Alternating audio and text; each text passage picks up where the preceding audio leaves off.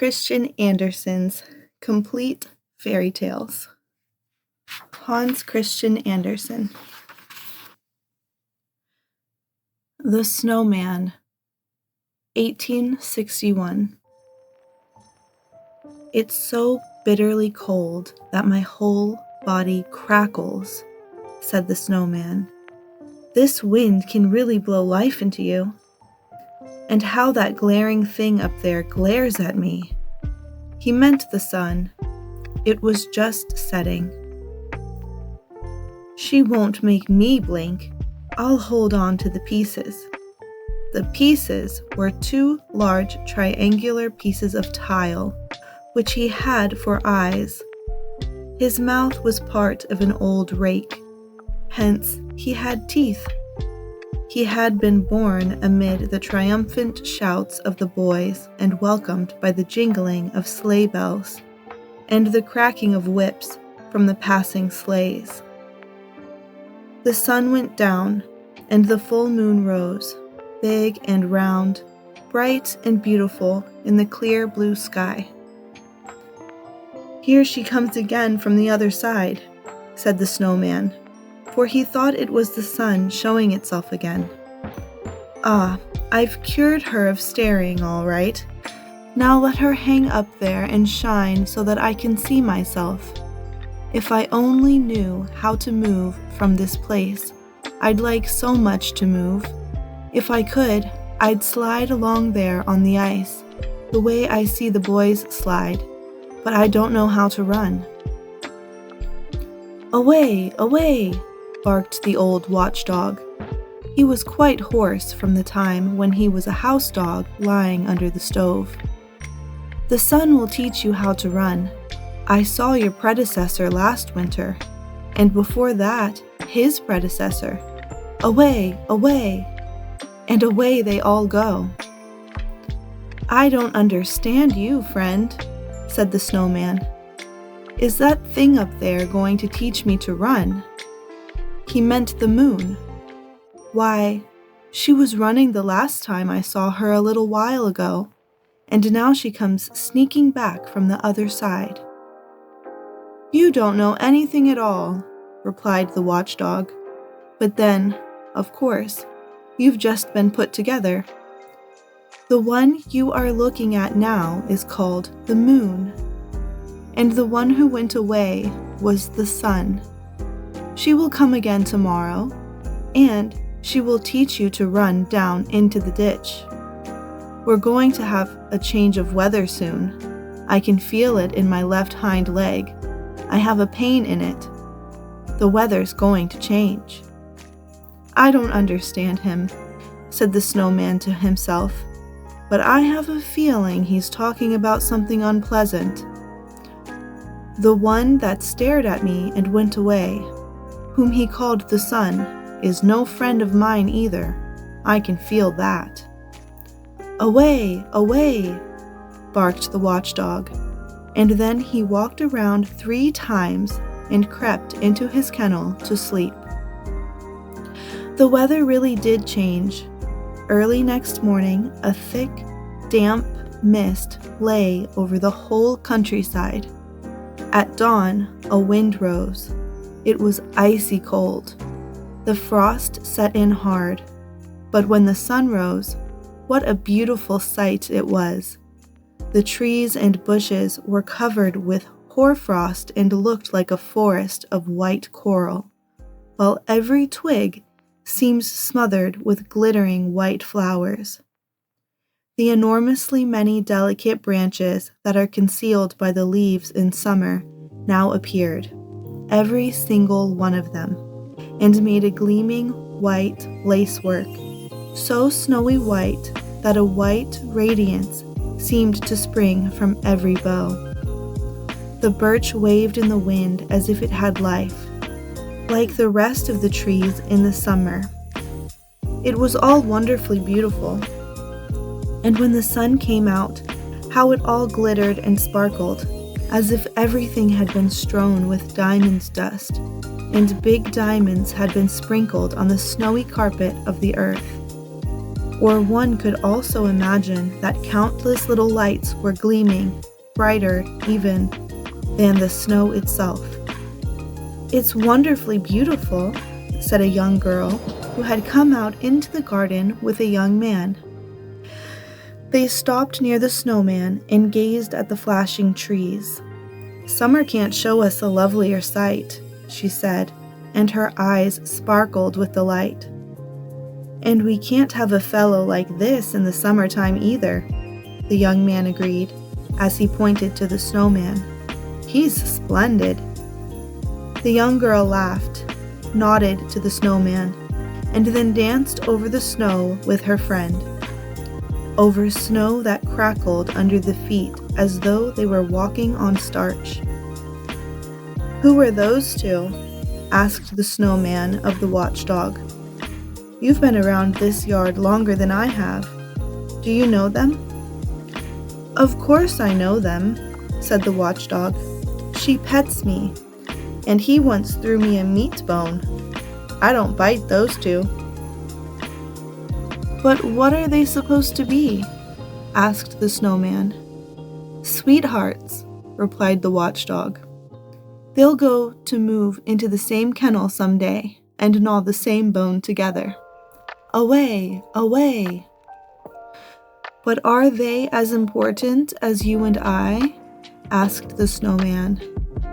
"Why, they are members of the master's family," said the watchdog. "People certainly don't know very much if they were only born yesterday. I can tell that from you. Now I have age and knowledge. I know everybody here in the house, and I know a time when I didn't have to stand out here in the cold, fastened to a chain. Away, away." "The cold is lovely," said the snowman. "But tell me, only don't rattle that chain. It makes me shiver inside when you do that." "Away, away," barked the watchdog. "They used to tell me I was a pretty little puppy when I lay in a velvet-covered chair up in the master's house, or sat in the mistress's lap.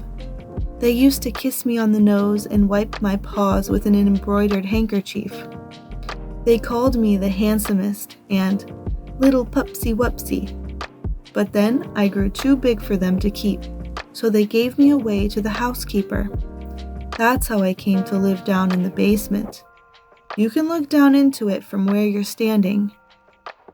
You can look right into the room where I was master, for that was what I was to the housekeeper. Of course, the place was inferior to that upstairs, but I was more comfortable there and wasn't constantly grabbed and pulled about by the children as I had been upstairs. I had just as good food as ever, and much more of it. I had my own cushion, and then there was a stove, which is the finest thing in the world at this time of year. I crept right in under it so that I was out of the way. Ah, I still dream of that stove sometimes. Away, away." "Does a stove look so beautiful?" asked the snowman. "Does it look like me?" "It's just the opposite of you. It's as black as coal and has a long neck and a brass stomach. It eats firewood, so that fire spurts from its mouth.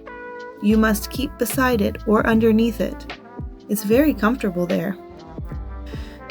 You must be able to see it through the window from where you're standing." Then the snowman looked, and he really saw a brightly polished thing with a brass stomach and fire glowing from the lower part of it. A very strange feeling swept over the snowman. He didn't know what it meant, and couldn't understand it, but all people who aren't snowmen know that feeling. "Why did you leave her?" asked the snowman, for it seemed to him that the stove must be a female. "How could you leave a place like that?" "I was compelled to," replied the watchdog. "They turned me outside and chained me up here. You see, I had bitten the youngest of the master's children in the leg because he had kicked away a bone I was gnawing. "A bone for a bone, I always say." They didn't like that at all. And from that time, I've been chained out here and have lost my voice. Don't you hear how hoarse I am? Away, away! And that was the end of that. But the snowman wasn't listening to him any longer. He kept peering in at the housekeeper's basement room, where the stove stood on its 4 iron legs, just about the same size as the snowman himself.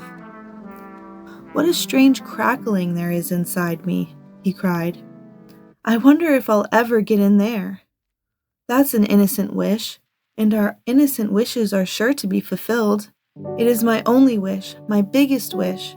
It would almost be unfair if it wasn't granted. I must get in and lean against her, even if I have to break a window." "You'll never get in there," said the watchdog, "and if you go near that stove, you'll melt away, away." "I'm as good as gone anyway," replied the snowman. "I think I'm breaking up." All day long, the snowman stood looking in through the window. At twilight, the room grew still, more inviting. A mild glow came from the stove, not like the moon or the sun either, but just like the glow of a stove when it has been well filled. Every time the room door was opened, the flames leapt out of the stove's mouth. This was a habit it had. The flame fell distinctly on the white face of the snowman and glowed ruddy on his breast. "I can't stand it any longer," he cried. "How beautiful she looks when she sticks out her tongue." The night was very long, but it didn't seem long to the snowman. He stood lost in his own pleasant thoughts, and they froze until they crackled. In the morning, the window panes of the basement room were covered with ice. They showed the most beautiful ice flowers that any snowman could desire. But they hid the stove. The window panes wouldn't thaw, so he couldn't see the stove. It creaked and it crackled. It was just the sort of weather a snowman should most thoroughly enjoy. But he didn't enjoy it. Indeed, how could he enjoy anything when he was so stove-sick?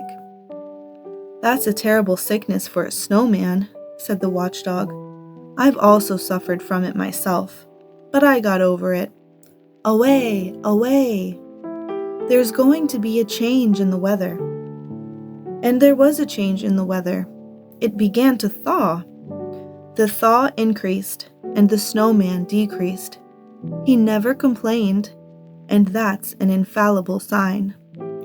One morning he collapsed, and behold, where he had stood there was something like a broomstick sticking up from the ground. It was the pole the boys had built him up around. "Now I can understand why he had such an intense longing for the stove," said the watchdog. "The snowman has had a stove rake in his body. That's what moved inside him. Now he has gotten over that, too. Away, away." And soon the winter was over, too. "Away, away," barked the watchdog, but the little girls in the house sang. "Oh, woodruff, spring up, fresh and proud round about, and willow tree, hang your wooden mitts out. Come, cuckoo and lark, come and sing. At February's close we already have spring. Tweet, tweet, cuckoo, I am singing with you. Come out, dear sun, come off in skies of blue." And nobody thought any more about the snowman.